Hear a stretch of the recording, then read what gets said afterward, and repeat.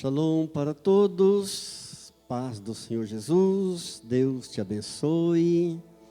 Te convido a tomar a sua Bíblia na primeira carta de Paulo a Timóteo.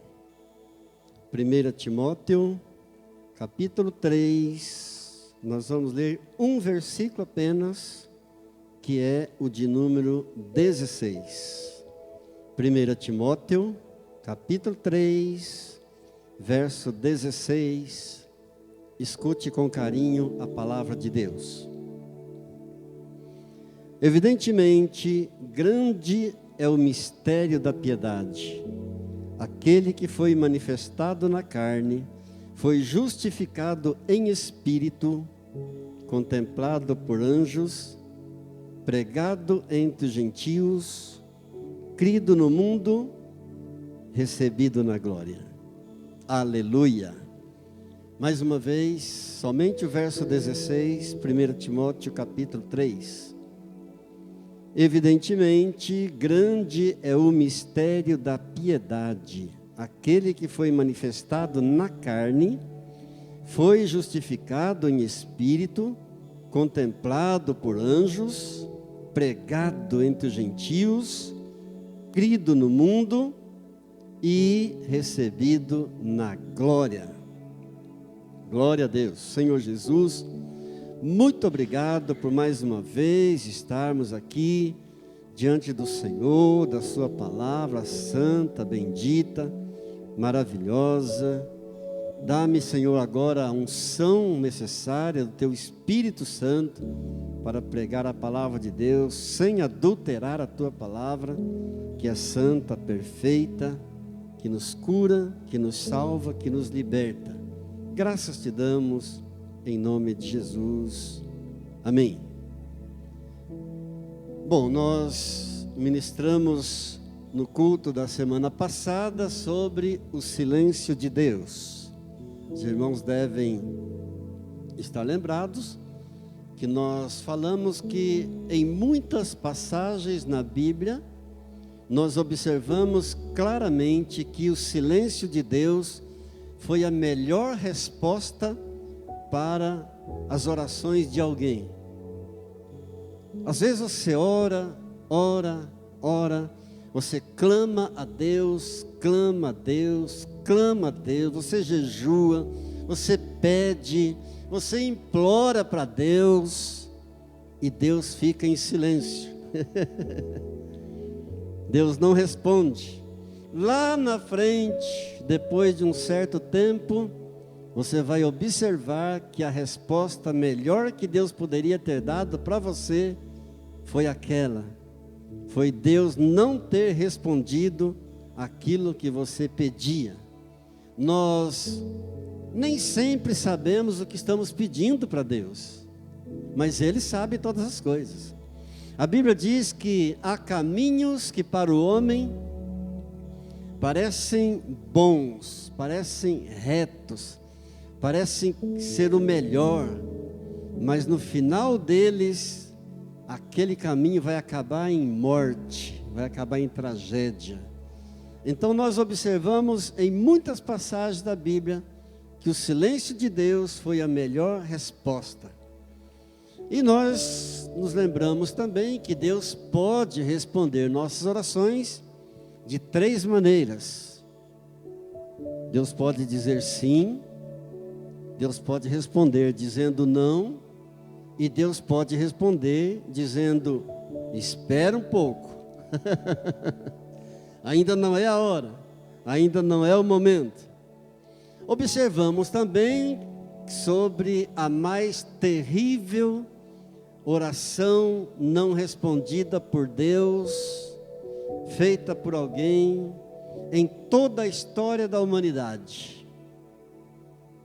A mais chocante de todas as orações não respondidas por Deus em toda a história da humanidade, e foi justamente a oração de seu Filho amado, Jesus Cristo, enquanto agonizava na cruz do Calvário, descrita para nós no Evangelho de Mateus, no capítulo 27, no verso 46, quando diz assim que, chegando a hora nona, Jesus clamou em alta voz, e numa língua aramaica, que era a língua materna de Jesus, ele clamou, dizendo: Eloi, Eloi, lama sabachthani.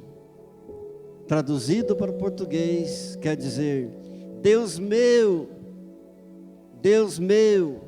por que me desamparaste? E a esta oração de Jesus, o céu fez silêncio. O Pai não respondeu nada. Esse questionamento de Jesus: Deus meu, por que me desamparaste? Essa pergunta de Jesus, ela tem um profundo significado para toda a humanidade. Primeiro, revela para nós que Deus realmente veio em carne a este mundo. Deus verdadeiramente se manifestou na carne neste mundo. Conforme nós lemos nesse versículo de 1 Timóteo, capítulo 3, verso 16. Evidentemente, grande é o mistério da piedade. Deus que foi manifestado na carne. Amados, esse é o mais inexplicável mistério de toda a história da humanidade. Deus vindo a este mundo em uma carne humana. O Deus todo-poderoso, o Deus excelso, o Deus magnífico, o Deus tão grandioso, vindo a este mundo em forma de carne humana. Esse é o maior mistério, esse é o mistério mais inexplicável de toda a história da humanidade. Pensa um pouco nisso. Deus deixa a sua glória, o Deus Todo-Poderoso, deixa os céus e vem a este mundo e se faz um como nós, exceto no pecado. Deus se manifestando em carne. Esse mistério, ele é maior até do que o mistério da Trindade de Deus. Vocês sabem que o mistério da Trindade deixa as pessoas que são racionais de cabelo em pé. O mistério da Trindade faz com que aquelas pessoas que são muito racionais ficarem perturbadas, de cabelo em pé. Porque eles querem entender Deus com a razão. Eles querem entender Deus com a mesma razão com que a gente entende a matemática. Na matemática, 2 mais 2 não pode ser 3. 2 mais 2 não pode ser 5. 2 mais 2 tem que ser 4. E os racionais querem entender a Deus assim, com a mesma razão como se entende a matemática. E Deus não é para se entender, Deus é para ser seguido.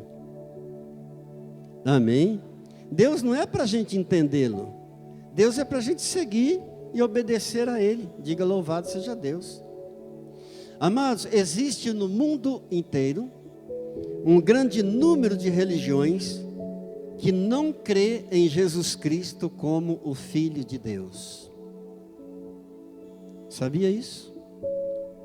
Um grande número de religiões não acredita que Jesus Cristo seja o Filho de Deus. Eles até creem em Jesus, mas um Jesus histórico. Um Jesus que para eles foi um grande profeta, um profeta muito iluminado, mas nunca o Filho de Deus. Há muitos que creem em Jesus assim. Por isso que essa declaração que nós estamos meditando nessa noite, esse versículo que eu li para você, de 1 Timóteo, capítulo 3, verso 16, dizendo que, evidentemente, grande é o mistério da piedade, que Deus foi manifestado na carne. Por isso, essa palavra tem sido uma pedra de tropeço para muitos no mundo inteiro. E o que é que eles argumentam para não acreditar no Jesus Cristo que nós acreditamos, no Filho de Deus? O que é que eles dizem? Bem, eles argumentam que se Jesus fosse Deus, então, por que que ele orou dessa maneira, dizendo, Deus meu, por que me desamparaste? Por que que ele teria orado desta maneira, agonizando na cruz do Calvário, chamando o Pai, clamando ao Pai, Deus meu, por que me desamparaste? E num tom de zombaria, zombando de Jesus, eles dizem assim, os céticos dizem assim, bom, será que ele estaria orando a si mesmo?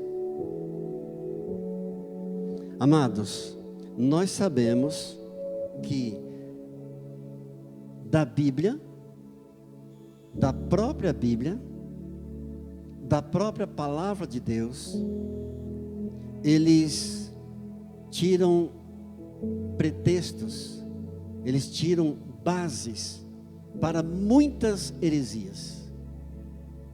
Muitos argumentos para suas heresias, eles tiram da própria Bíblia, da própria palavra de Deus.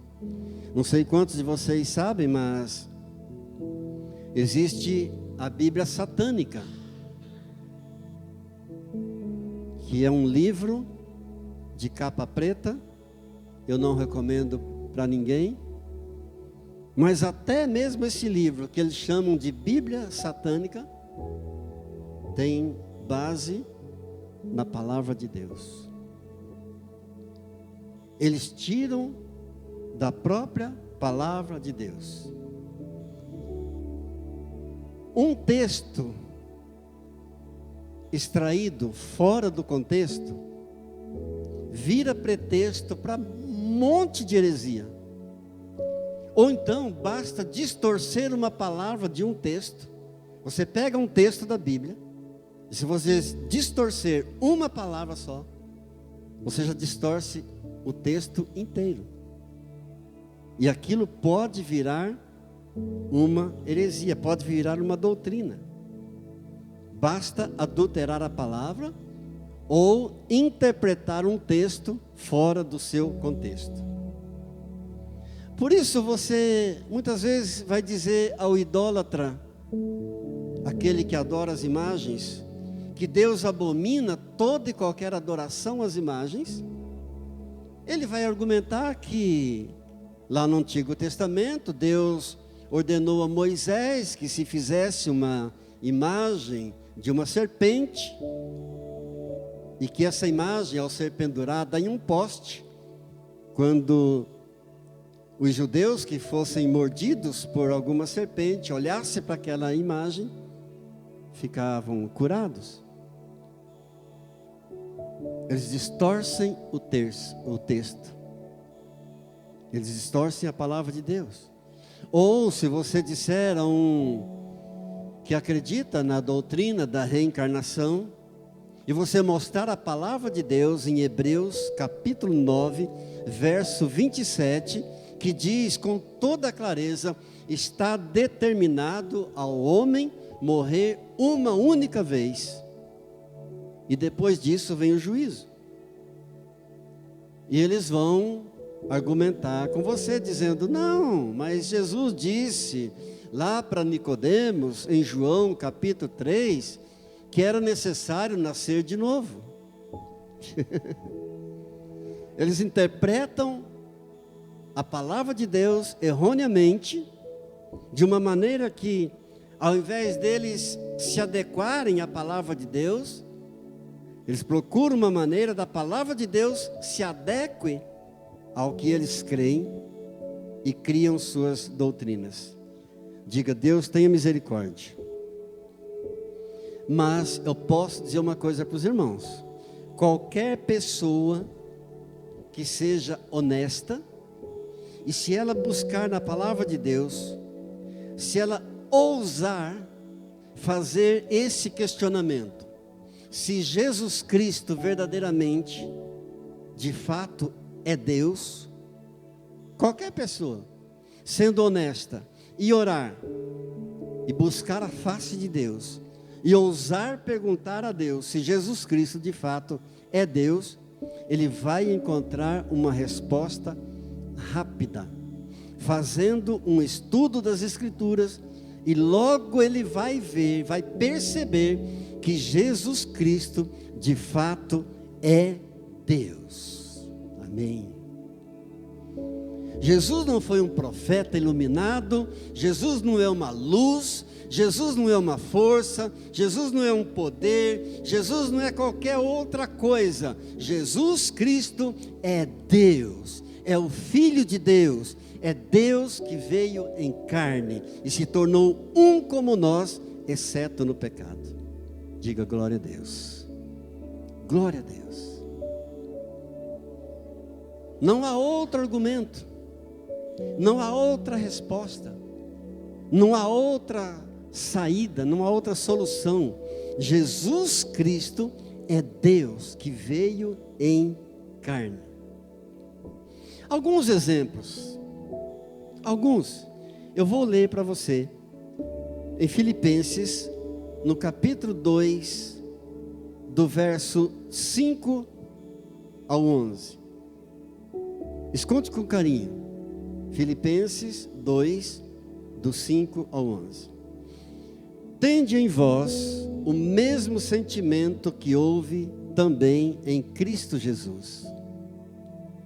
Pois ele, subsistindo em forma de Deus, não julgou como usurpação ser igual a Deus.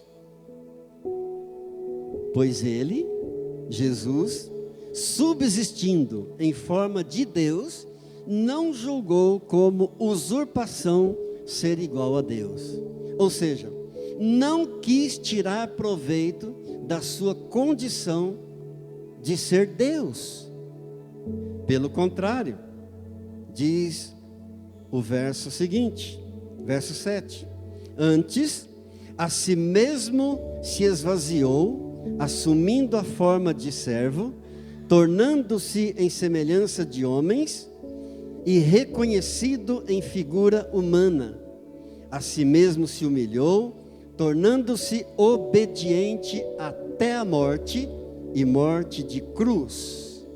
Pelo que também Deus o exaltou sobremaneira, e lhe deu o nome que está acima de todo nome, para que ao nome de Jesus se dobre todo o joelho, nos céus, na terra e debaixo da terra, e toda língua confesse que Jesus Cristo é Senhor, para a glória de Deus Pai. Diga: Jesus Cristo é Senhor, para a glória de Deus Pai. Amém. Jesus é o Filho de Deus, deixou a sua habitação de poder. Jesus, sendo Deus, deixou a sua habitação de autoridade. Jesus, sendo Deus, deixou a sua habitação de glória e tornou-se um homem como nós, exceto no pecado, um homem de carne e osso. Não se prendeu ao privilégio de ser Deus, não julgou como usurpação, quer dizer, ele não se prendeu com o privilégio de ser Deus, de ser o Filho de Deus. Pelo contrário, esvaziou-se a si mesmo, humilhou-se, tornando-se servo, humilhou-se até a morte, e morte de cruz. Amados, pela Bíblia, nós sabemos que Ele, Jesus, foi tentado em tudo, como também nós somos tentados em tudo, só que nunca pecou. Ele também foi tentado em tudo, como nós somos também tentados. Lá em Hebreus, no capítulo 4, no verso 15, a Bíblia nos informa que Jesus foi tentado em tudo, assim como nós também somos tentados, mas Ele nunca pecou, jamais transgrediu um ponto da lei, jamais transgrediu uma vírgula da lei, jamais cometeu um pecado sequer, embora tenha sido tentado em tudo, assim como nós também somos tentados. Glória a Deus. Jamais pecou. Ele dizia aos líderes judeus com clareza que Ele é Deus. Ele dizia claramente aos líderes judeus: eu sou o Filho de Deus. E aqueles que escarneciam dele, aqueles que julgavam a ele, ficavam irados ainda mais, quando ele dizia que era o Senhor. Por exemplo, no Evangelho de João, no capítulo 10, no verso 30, ele diz assim: eu e o Pai somos um só. Glória a Deus. Olha que tremendo. Jesus quem está dizendo em João 10, 30, eu e o Pai somos um. Tomé, o incrédulo Tomé, disse assim lá em João capítulo 20, verso 28, quando viu as mãos furadas de Jesus, Tomé se quebrantou, Tomé se prostrou e disse: meu Senhor e meu Deus. Amém. Amém. Vocês conhecem a passagem? Jesus apareceu aos 11. Tomé não estava presente. Tomé tinha dado uma saída. E quando Tomé voltou, os 11 disseram com toda alegria: Tomé, nós vimos o Senhor. O Senhor apareceu. O Senhor ressuscitou. Tomé disse: eu não creio. Se eu não vir com os meus olhos, eu não creio. Se eu não olhar para as mãos dele, se eu não vir os furos dos cravos das mãos dele, eu não creio. Uma semana depois, eles estão novamente reunidos, mas agora Tomé está junto, os 12 estão reunidos, e Jesus então se manifesta novamente, se apresenta para eles e diz: Tomé, olha as minhas mãos, coloca aqui os teus dedos, coloca o teu dedo aqui. Não seja incrédulo, Tomé, seja crente. Porque Tomé tinha dito: se eu não vir com os meus olhos, se eu não colocar o dedo nas mãos dele, no furo das mãos dele, eu não acreditarei. Jesus então diz: Tomé, olha as minhas mãos, coloca aqui o teu dedo, não seja incrédulo, seja crente. Aleluia. Tomé se prostrou, dizendo: meu Senhor e meu Deus. Amém. Diga graças a Deus. Queridos, você já pensou na grande resposta silenciosa de Deus a essa oração de Jesus, a esse clamor de Jesus na cruz, quando ele agonizava na cruz e clamou em voz alta em aramaico: Eloi, Eloi, lama sabachthani, que quer dizer: Deus meu, por que me desamparaste? O céu fez silêncio, o Pai não deu resposta nenhuma. Você já pensou nessa grande resposta silenciosa de Deus?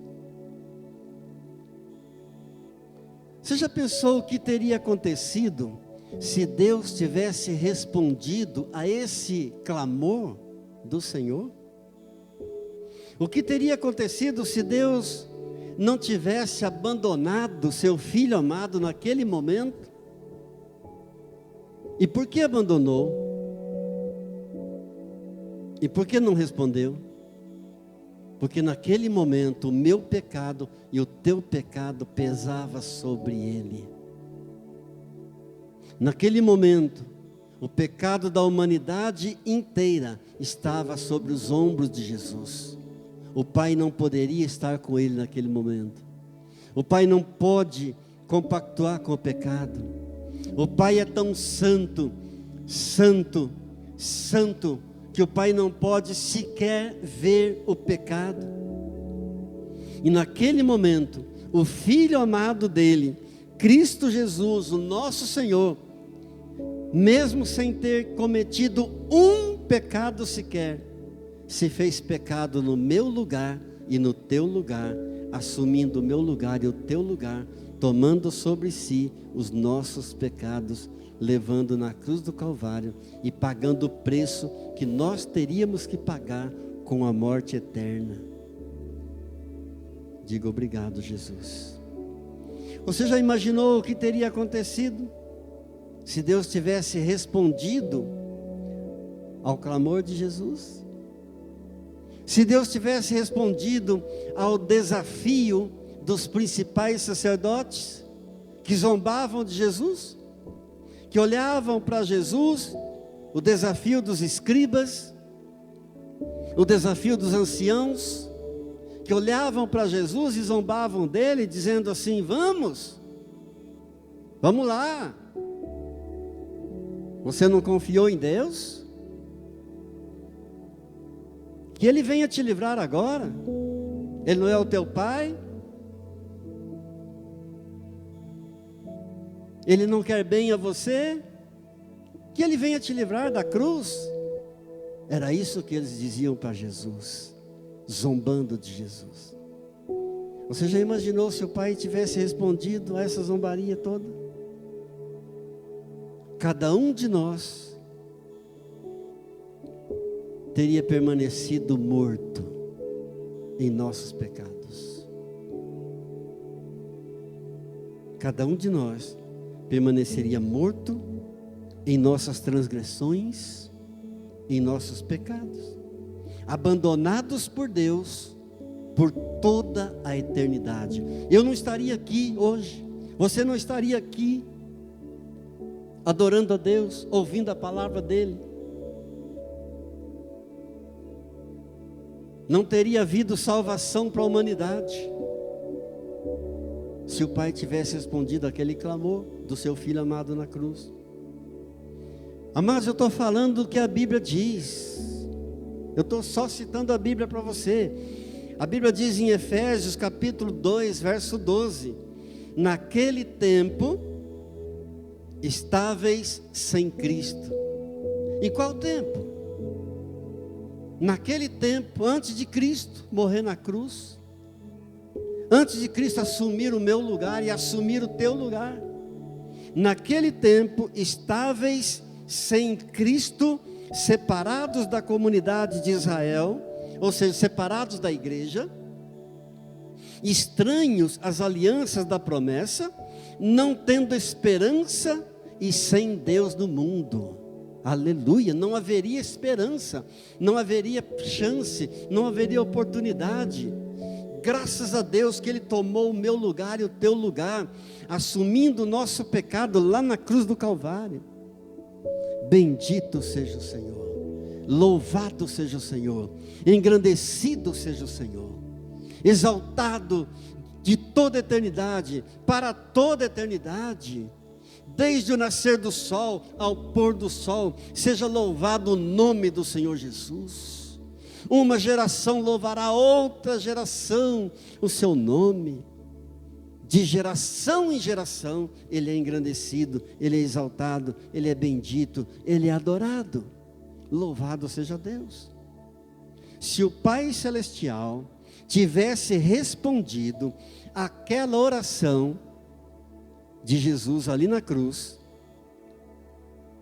não haveria futuro para nós, não haveria esperança para nós. Por isso que eu reafirmo para você, muitas vezes nós pedimos coisas a Deus, achando ser o melhor para nós, mas não é, e Deus não responde, porque Deus tem o melhor para nós. Amém. Um exemplo bem simples. Uma criança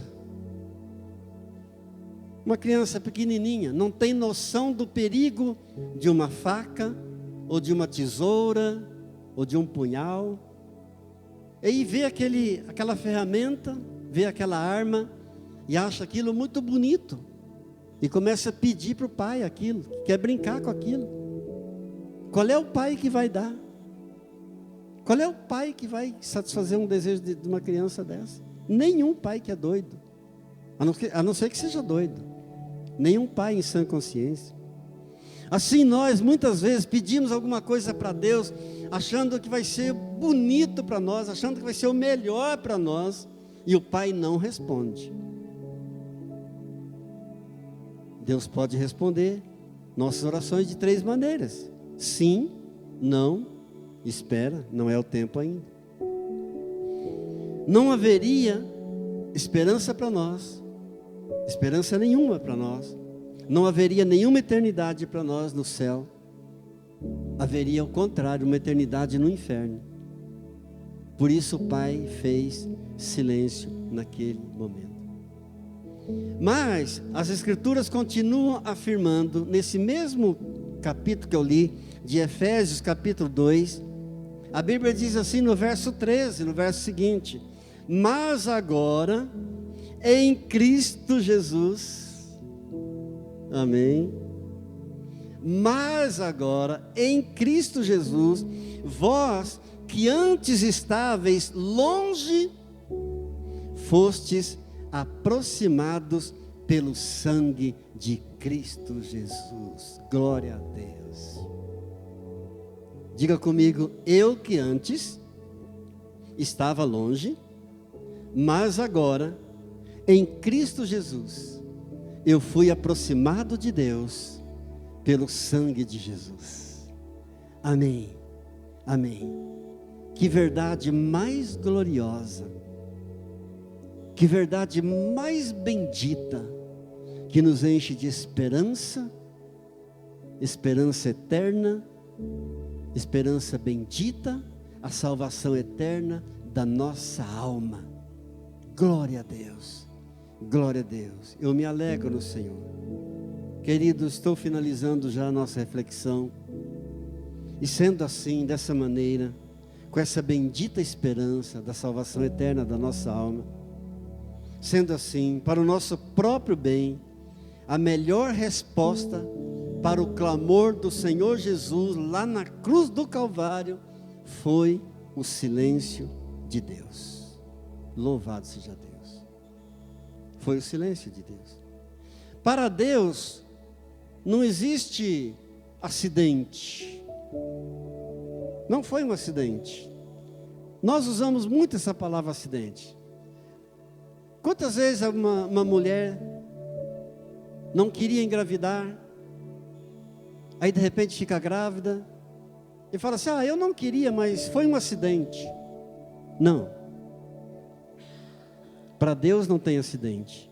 Deus está no controle de todas as coisas. O mundo está em decadência moral. O mundo está de ponta cabeça, mas Deus continua no controle de todas as coisas. Amém? O mundo pode ter perdido o controle, os governantes podem ter perdido o controle, as autoridades da terra podem ter perdido o controle, mas nosso Deus continua no controle de todas as coisas. Deus não perdeu as rédeas do mundo.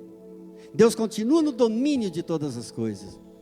Para Deus não existe coincidências. E Deus não depende da nossa percepção de tempo, porque o tempo de Deus é outro. o tempo de Deus é eterno. Um dia para Deus é como 1000 anos, 1000 anos para Deus é como um dia. O modo de contar o tempo para Deus não é o mesmo modo que nós usamos para contar o nosso tempo. Diga louvado seja Deus. E amados, somente quando nós tivermos alcançado o nosso destino final, nós entenderemos o que é eternidade. Não queira entender eternidade agora, amém? Não queira entender Deus. Deus não é para entender, Deus é para seguir, Deus é para obedecer. Não queira entender a eternidade agora, porque agora ainda não é o tempo. Aliás, muita coisa nós não entendemos agora. E nós partiremos daqui, deste mundo, sem entender muitas coisas. Mas um dia, lá na glória, entenderemos todas as coisas. É a Bíblia que diz, estou citando a Bíblia. Diz assim lá em 1 Coríntios, capítulo 13, verso 12. Porque agora vemos como por um espelho, obscuramente, ou seja, inexplicavelmente, ou seja, misteriosamente. Então, porque agora vemos como por um espelho, então veremos face a face. Glória a Deus. Agora eu conheço em parte, então conhecerei como também eu sou conhecido. Amém? Tudo que nós sabemos agora é como por um espelho, como se estivéssemos vendo tudo como por um espelho, como diz a palavra de Deus, obscuramente, inexplicavelmente, misteriosamente. Mas um dia, quando completarmos a nossa carreira, quando alcançarmos o nosso destino final, a glória celeste, veremos face a face, entenderemos todas as coisas. Louvado seja Deus. E a minha oração, a minha palavra para você, o meu desejo para você nessa noite, é que você possa cumprir a tua caminhada, o propósito de Deus para você, até o final. Que você alcance o final da tua jornada. E você possa dizer, proclamar como o apóstolo Paulo proclamou: eu combati o bom combate, eu completei a carreira, eu guardei a fé. Amém. Amém. Amém. Podemos curvar nossa fronte diante dele, porque ele está aqui. Ele prometeu que onde 2 ou mais estivesse reunido no nome dele, ele estaria presente. Portanto, ele está aqui e eu quero orar com você nesta hora, exaltando a ele, glorificando a ele, em nome de Jesus. Querido Deus, querido Pai, Tu és bom para todos, as Tuas misericórdias estão sobre todas as Tuas obras. Santo, santo, santo é o Senhor dos exércitos, toda a terra está cheia da sua glória. Pai santo, Pai querido, os teus filhos te bendirão sempre, falarão sempre da tua glória, do teu reino, declararão sempre o teu poder, ó Deus, para que façam saber aos filhos dos homens os teus grandes feitos poderosos, os teus milagres, ó Deus, e a glória do esplendor do teu reino. O teu reino é um reino eterno, ó Deus. O teu domínio, Senhor, dura para todas as gerações. Senhor Jesus, nós te adoramos na beleza da tua santidade, porque conquistaste para nós, com o teu sangue precioso, com a tua vida que foi entregue na cruz do Calvário em nosso lugar, conquistaste a vida eterna para nós, a glória do céu para nós. Não temos palavras, Senhor, para te agradecer. Nosso vocabulário é muito simples, Nosso vocabulário é muito pobre, não temos palavras que sejam suficientes, ó Deus, para manifestar a nossa gratidão por tudo que o Senhor fez, por tudo que o Senhor está fazendo e por tudo que o Senhor ainda irá fazer por nós. Ó Deus, a tua soberania, o teu domínio, o teu senhorio em todas as áreas da nossa vida. Venha o teu reino sobre a minha família. Peça isso para Ele. Senhor Jesus, venha o teu reino sobre a minha família. Senhor Jesus, venha o teu reino sobre a minha casa. Venha o teu reino sobre o meu casamento. Venha o teu reino sobre o meu trabalho. Venha o teu reino sobre a minha saúde. Oh Jesus querido, nas portas que estão fechadas e precisam ser abertas, venha o teu reino. Nas portas que estão abertas, mas precisam ser fechadas, venha o teu reino. Porque porta que o Senhor fecha, ninguém abre, e porta que o Senhor abre, ninguém fecha. Pai querido, em nome de Jesus, nós declaramos nessa noite que contra nós não vale encantamento, e nenhuma arma forjada do inimigo prosperará. Em nome de Jesus, nós somos mais que vencedores em Cristo Jesus. Pai Santo, eu oro por cada membro dessa igreja. Ó Deus, eu os abençoo onde estiverem nesta hora. Pai, eu clamo, Senhor, sobre aqueles que estão passando por lutas, por dificuldades, por alguma enfermidade, por aqueles que estão sendo, ó Deus, oprimidos por Satanás, por aqueles que estão debaixo de depressão, por aqueles que estão passando alguma opressão satânica. Eu repreendo agora toda obra maligna e declaro a bênção do Deus Altíssimo, em nome de Jesus, em nome de Jesus. Pai, eu oro por todos os mantenedores desta igreja, os mantenedores deste templo, que têm suprido as necessidades desse templo, Pai, que o Senhor possa estar retribuindo abundantemente sobre cada um, porque Tu és o dono do ouro e da prata, e nós damos a Ti sempre toda a honra, toda a glória, todo o poder, todo o louvor, em nome de Jesus, amém, amém. Diga graças a Deus. Estende suas mãos para Ele. Eu quero profetizar sobre a tua vida uma palavra de bênção para esse final de semana, para essa semana, para a tua casa e para a tua família, em nome de Jesus. Deus querido, em nome de Jesus, libera a palavra de bênção, de cura, de restauração, de prosperidade, ou de restauração de relacionamentos quebrados, ó Deus, de restauração de casamentos, em nome de Jesus. Em nome de Jesus, que a graça do Senhor Jesus, o amor do Pai, a comunhão do Espírito Santo, seja sobre a tua vida, sobre a tua casa, sobre a tua família, em nome de Jesus. Diga amém, diga receba o Senhor, amém.